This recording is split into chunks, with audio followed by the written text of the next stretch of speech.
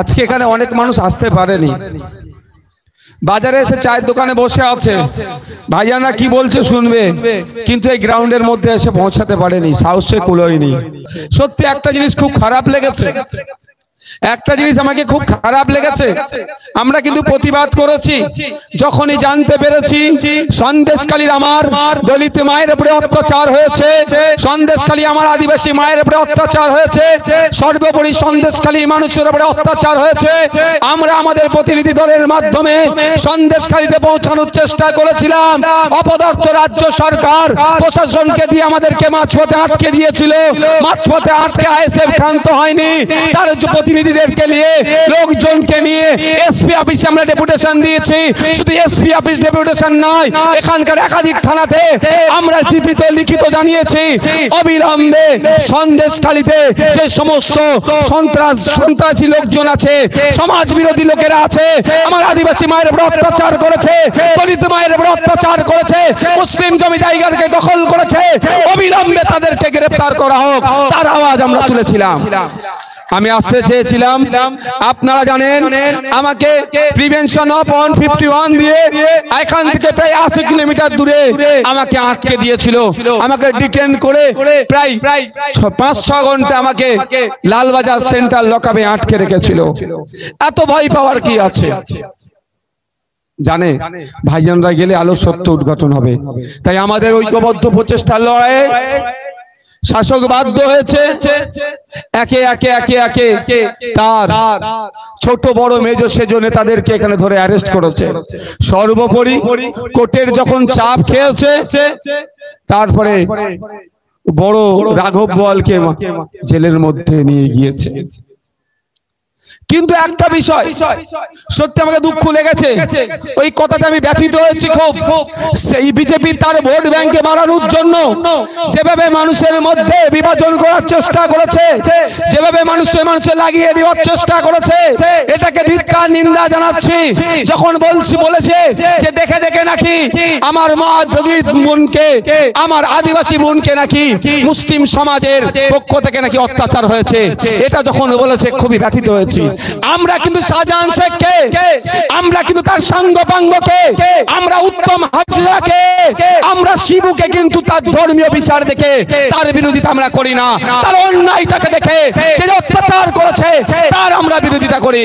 আর BJP অপদার্থ BJP আর তার এখন রাজ্যের বড় নেতা অপদার্থ যারা আছে, তারা যেভাবে ধর্মে ধর্মে বন্যে বন্যে জাতে জাতে বিভাজনের করে ভোট নেওয়া যায়, তার সুকৌশল তার আস্তে আস্তে তার স্লো পয়জন দেওয়ার চেষ্টা করেছে।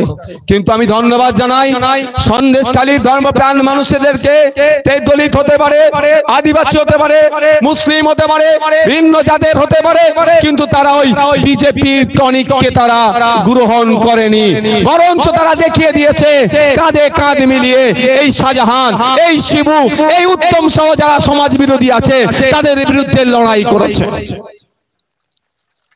আরে অত্যাচারিত হয়েছে আমার মা, সেই মায়ের ধর্ম নিয়ে তুমি কি করবে?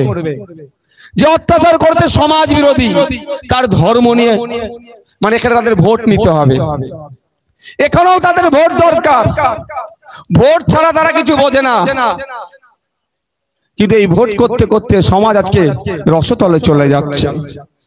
ভুলে যায়নি 2021 সালের কথা, ইন্ডিয়ান সেকুলার ফান্ডের এখানে প্রার্থী দেওয়া হয়েছিল সন্দেশখালীতে, 14,000 প্রায় 15,000 ভোট পেয়েছিলাম, 7% ভোট পেয়েছিলাম এত হিংসার পরেও। যদি ওই সমস্ত সমাজ বিরোধীরা যদি অন্যায় না করতো, মানুষকে ভয় না দেখাতো, মানুষের ভোটাধিকার না কেড়ে নিত, আমার ভরসা ছিল সন্দেশখালী থেকে আমরা হেভি পার্সেন্টেজ ভোট দিয়ে এখানকার জনপ্রতিনিধিকে দেশে রাজ্যের আইনসভায় পাঠাতে পারতাম। কিন্তু আমরা কি দেখেছি? ভোট পেয়েছিলাম 14,387টা। এই 2021 সালে আমরা ভোট পেয়েছিলাম। আপনাদের মধ্যে অনেকে ভোট তো দিতেই পারেননি, যদি দিতে পারতেন তাহলে ভোটের পরিমাণটা কোথায় গিয়ে পৌঁছাতো? সে ভাঙড়ের লোক শান্তিপূর্ণভাবে ভোট দিতে পেরেছিল বলে লক্ষাধিক ভোট পেয়েছিলাম, 1 লক্ষের উপরে পৌঁছে গিয়েছিল। সন্দেশখালীর মা বাপ ভাইয়েরাও যদি ভোট দিতে পারতো ঠিকভাবে, তাহলে 14,387তে ভোটটা দাঁড়িয়ে থাকতো না, ওই ভোটটাও লক্ষাধিক পার করে দিত, যেটা আগামী লোকসভাতে মানুষ শান্তিপূর্ণভাবে ভোট দেবে। জুন মাসের 1 তারিখে আপনাদের কাছে অনুরোধ করছি, আর কোনো ভয়ের পাওয়ার দরকার নাই। আপনারা শান্তিপূর্ণভাবে ভোট দেবেন, ইন্ডিয়ান সেকুলার ফ্রন্টের পক্ষে ভোট দিয়ে বিপুল ভোটে জয়যুক্ত করবেন। যারা এখানে এসে পৌঁছাতে পারেনি আর যারা সর্বপ্রথম এখানে এসে পৌঁছেছেন, এত বাধা বিপত্তিকে উপেক্ষা করে আপনাদেরকে সকলকেই সংগ্রামী অভিনন্দন জানাচ্ছি।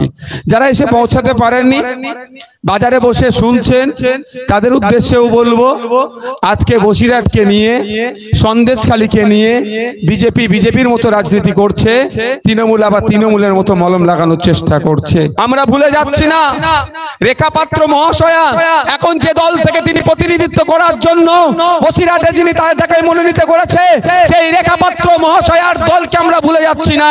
পশ্চিম বাংলা কৃষি প্রধান রাজ্য, আমাদের ভারতবর্ষ কৃষি প্রধান দেশ, কৃষি প্রধান রাজ্য, কৃষি প্রধান দেশ হওয়ার পরেও কেন্দ্র সরকার যেভাবে কৃষকদের বিরুদ্ধে বিল পাস করিয়েছে, আমরা কৃষকরাও কিন্তু এই কেন্দ্র সরকারের এখন যারা প্রতিনিধি আছে তাদেরকেও কিন্তু ভোটের মাধ্যমে জবাব দিয়ে দেখিয়ে দেব।